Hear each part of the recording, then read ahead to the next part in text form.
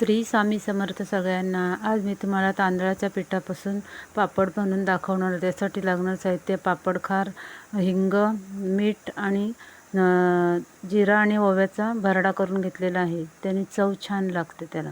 आणि मळण्यासाठी तेल आणि त्या पातेल्याच्या साहाय्याने तेवढाच पाणी ओतून घ्यायचं। घेतलेलं साहित्य पापड खार, ओवा, जिरा वगैरे सगळं त्याच्यामध्ये छान उकळवून घ्यायचं। छान उकळी आल्यानंतर त्याच्यामध्ये पीठ टाकून घ्यायचं आहे। पीठ टाकल्यानंतर ते व्यवस्थित एकजीव करून घ्यायचं सगळं पीठ आणि व्यवस्थित शिजून द्यायचं आहे त्याला। आतमध्ये पाण्यामध्येच पूर्णपणे पीठ एकजीव झाला पाहिजे सगळा। उकड चांगली आली पाहिजे पिठाची। त्याच्यानंतर त्यासाठी 5 मिनिटाचं झाकण ठेवायचं आहे। 5 ते 6 मिनिटं झाकण व्यवस्थित वाफ येईपर्यंत पीठ शिजून घ्यायचं आहे। आणि नंतर तो पीठ आपण एका परातीमध्ये काढणार आहोत।